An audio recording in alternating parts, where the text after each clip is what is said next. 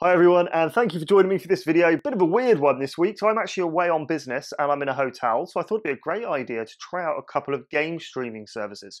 One of which is GeForce Now and the other one is Steam Remote Play. Now, I actually planned to do this video, but stupidly forgot to bring my tripod, which is why you're kind of up close and personal, because I'm kind of having to do selfie mode. Before we get into actually looking at GeForce Now and Steam Remote Play, I thought I'd just do a quick speed test on my internet connection, so you can see what I'm actually dealing with here in terms of connection speed.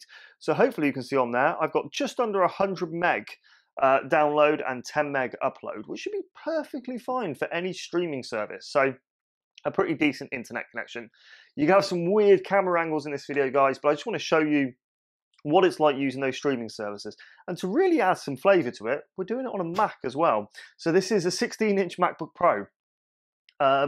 So I think I'm going to try a couple of games. So one of the ones I'm going to go with is I've recently started playing on BeamNG or BeamNG. It's like a physics-based game, racing game, so on and so forth, with really realistic crash physics. Now, the reason I want to show that game is that it's not natively available on a Mac. So a streaming service could be a way that you could game on a Mac. And then I'll do something else as well where input lag would be quite important. So something like CSGO, just to kind of see how that matches up. So what we'll do is I'll get you either into a screen grab or a better angle. I'll try and do my best without a tripod. And we'll go into this and see what it kind of looks like. So let's get on with it.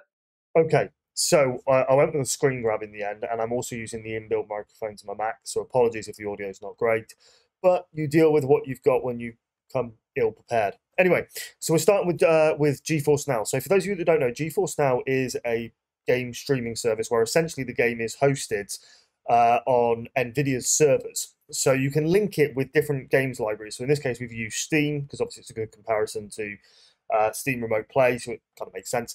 And yeah, I'm going to go with BeamNG as one game, and I'm going to go with Counter-Strike as the other one, or CSGO as the other one, because I think CSGO is really going to be impacted by input lag.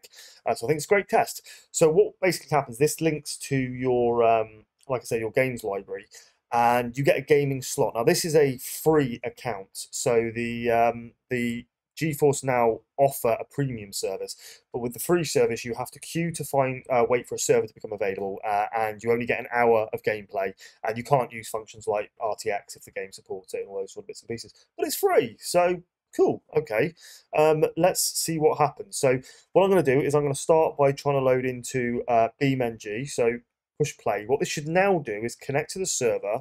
There we go, and it's look for available slots. So there's 28 people in front of us, 26 people. So obviously it's going to keep going through this until it finds us a slot to play. 24 people, 23. Now, this is going to vary a lot depending on time of day. So at the moment, it's 8:45 in the evening where I am here in the UK, which you could consider as peak. So there's a possibility there's more and more people on there, but it's going down fairly quickly. We've got 18 people in front of us. On average, what I've found in some preliminary testing is you'll normally get connected in about 5 minutes. You'll notice underneath they're trying to pitch their premium service, which gives you priority access, typically connecting within 30 seconds, extended game lengths, and RTX on in selected games. So you miss out on that, like I said, in the free connection.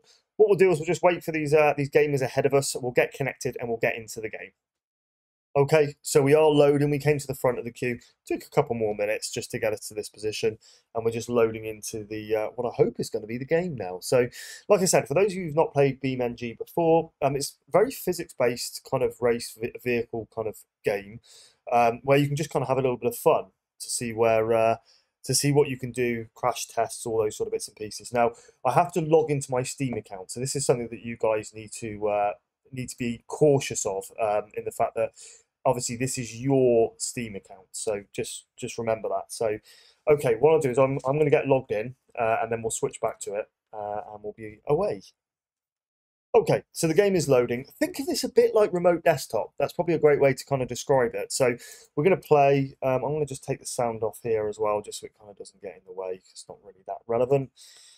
Okay, so we're just navigating through the menu. So this is essentially, like I said, a bit like a remote connection to a desktop or remote desktop. So we'll choose a map and we will spawn in the vehicle. Now this is like highly customizable as a game. You can change the all different dynamics of the car, all different components, so on and so forth. You can even edit your own world and your own map. You can even change just the environment, including gravity levels, all sorts of strange random bits and pieces. And the idea is that it's just very customizable, and for somebody like myself, it's pretty good fun. So what I am noticing straight away is we are on the right hand side getting the odd connection symbol coming up, which hopefully isn't a symbol of things to come. But bear in mind, we've got 100 meg connection, so it's pretty decent, and I'm fairly certain Nvidia on the server end is going to have a pretty good connection. So there you go, we're in. It's not the most graphically intensive game, but I think it is CPU heavy as well as GPU heavy on the physics element, especially with crashes and stuff, because unlike with most games where you have a crash and it just kind of does a bit of damage and it's kind of rinse and repeat, with this it's very realistic. But anyway, let's get fired up. Okay, so we're playing away quite well. Res is okay. Bit of input lag. Nothing major at this stage. It seems okay. Again, we've got that connection symbol, spotty connection up on the right, but it does still seem to be playing. So is it a warning of things to come? Okay, let's change this out for a different vehicle. There we go. Let's go for something a little bit quicker. So yeah, with this game, you can spawn in different vehicles. There's loads of mods you can get, so you can add extra vehicles in, all these sort of bits and pieces. Okay, that took a second to load in. Is that representation of the game? Oh, that's not good. That feels like we've lost our connection. Surely not. Okay, so we've still got that. So we can still get into the menu. There we go. That was a bit spotty, wasn't it? That's not great. But there we go, we're in. Again, bit of input lag. I don't know if you guys can hear that. So if I hit the key, you can see the difference between when I hit the key and when the vehicle turns. It was a bit hard, I lost control. Oh, and there we go, it stuttered again. Oh gosh, that's a very good job that isn't in a competitive race, because you see the massive stutter there. Okay, let's go again. And we're still getting that connection warning on the right. It's a 100 meg connection, like I said, so should be perfectly fine. But okay, it's just, it doesn't feel responsive. And like I say, we're getting those lag spikes, which is where we're just seeing that. It's kind of remembering the days of like being on an Xbox 360 or something, playing online when the internet wasn't quite up to it, and you get those lag spikes. It very much feels like that. Okay, fine. Am I impressed? It's all right. It's a free service, but I guess the real test will come when we try it in an environment where actually input lag is a problem. Okay, let's jump out of this. What I'm going to do is I'm going to load up into Steam Remote Play. So Steam Remote Play works in a different way. So Steam Remote Play works on the principle of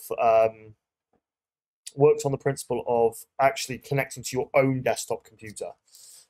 So just like with GeForce Now, you still need to own the games, all those sort of bits and pieces, but you're actually using your home computer to stream things. My PC works as a server, so it's on all the time at home. So let me just cut away from this and we'll cut into Steam. Give me 2 secs. Okay, so we're loading into Steam, and what you'll notice straight away is that it actually says stream. So on this drop-down menu, you can see my home desktop.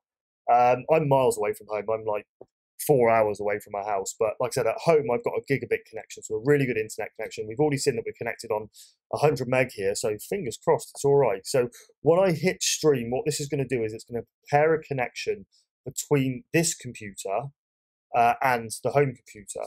And it will actually be loading up the game on my home computer, which is good fun. So yeah, that's now connecting. So just give it a few seconds to create that connection. Now, what I'm kind of hoping is that ultimately it ends up with a viable connection and actually playable connection with the bandwidth that's available. So fingers crossed. Let's see what happens.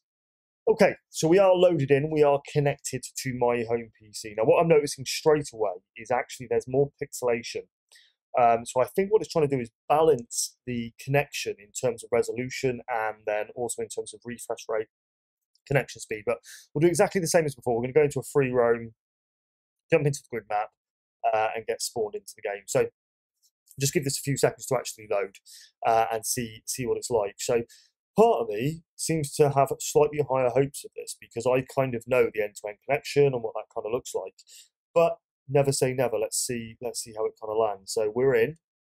Yeah, we've kind of connected straight in immediately.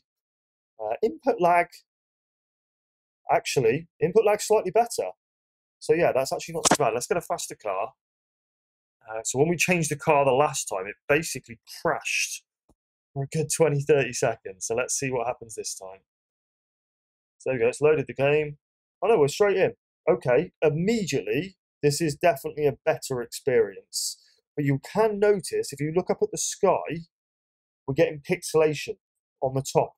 Now I wonder, like I say, is that trying to balance... I'm going to waterlog this car, that's embarrassing. Is it trying to balance the resolution and the input lag connection speed because it's reducing resolution to do that? It's a bit like how DLSS kind of works, and the fact that it's upscaling to get a better FPS. I'm probably wrong. It's similar. That's kind of how it works, I think. But yeah, look, you got squares at the top, but the much better, much lower input lag. Wow. Okay. I think we're going to have to go to something a bit more fast-paced to look at the difference between these two. Oh, a bit of stuttering there, though. Can you see that? There's definitely some stuttering there. But let's get something a bit more fast-paced. Let's go for something where actually input lag will make a serious difference. And we'll jump across to CSGO. So, as we did before, we're going to jump out of... we'll jump out of this. We'll get across to CSGO. But on GeForce Now, so we're going to have to queue again. So let me get that done, and I'll be back with you guys. Okay, we're loaded in. There was actually only 4 players in the queue that time, so that was pretty good. So let's get playing. So we're going to play with bots. I know, I just don't want to ruin somebody else's night by me jumping on that game and then quitting if it's awful. So here we go. We're going to go into Dust 2, hard bots, and go and load in. So, like I said, a game like this, actually some form of latency or lag is going to be a real challenge. Something that's competitive, fast-paced, you're just going to be on the back foot and it isn't going to be playable. But let's see what actually happens here. So just trying to load into the map. Obviously, it shouldn't take too long. And we'll see where we're at. Obviously, I'm on a Mac. I'm not going to be using the trackpad. Don't worry, I actually have a separate mouse with me to see what this looks like. So we're about to go in. Okay. All feels fairly native at the moment, but again, we've got that connection issue on the right. And it's gone. And look at that. We're trying to get you back into your game. Your network connection is spotty. Really doesn't bode well, does it, for a competitive game? Again, we're on a 100 meg connection here. There we go. We're actually in, and the bots have already left, and I've just dropped the bomb on the floor because it's timed out. Okay, let's go for it and see where we're at. Yeah, there's a lot of input lag here, guys. A lot of input lag. Oh yeah, that's hardly controllable. Like right now, if I wanted to aim at the blue barrels, yeah, this is all over the place. Absolutely all over the place. Let's just try and put the bomb down. There's only one CT bot left, so to be fair, my bots are going to win this for me because I don't think there's any chance in hell I'd be able to shoot anything. There's massive input lag. Oh, there they are. Can I get there? No, it's crashed. Again, we've got a red connection. Oh, I'm all over the place. Yeah, yeah. No, this is a very bad experience. This is a very bad experience. Yeah, I'm not gonna try that again. That's a no-go. Let's jump out of this. Let's jump across to Steam and see if Remote plays any better. So I've got to be careful running Remote play with Counter-Strike because Counter-Strike natively can be played on a Mac. So I need to make sure that I select here and actually select my home desktop and hit stream. So let's give that a second to load in and we'll see if this is any better. So there we go. We've got the CSGO loading screen. Now, I think it's probably going to do the same as what it did in BeamNG in the fact that it's going to reduce resolution to try and maintain refresh rate. So we're going to go in again, practice bots, exactly the same setup, Dust 2, hard bots, real simple, and we will load the game. So straight away there, I'm seeing some pixelation as it was there was that transition between those two screens. I think the big thing here is all going to be about the input lag. Ultimately, anybody who's playing this competitively, they aren't necessarily looking for the highest resolution in the world as long as that element is playable. But what they actually want is very, very responsive. So we'll go in. Well, we're actually connected this time. That's pretty good. And let's see. I can tell straight away we've got less input lag, but definitely still got input lag. And you can see it has massively dropped the resolution. Yeah, you can see, like, if you look up at the sky now, can you see the squares in the sky where it's changing? But input lag is definitely there, be under no illusion. It is definitely there, but it is better than GeForce Now. Don't really want to come across an enemy because I'm going to just get hammered.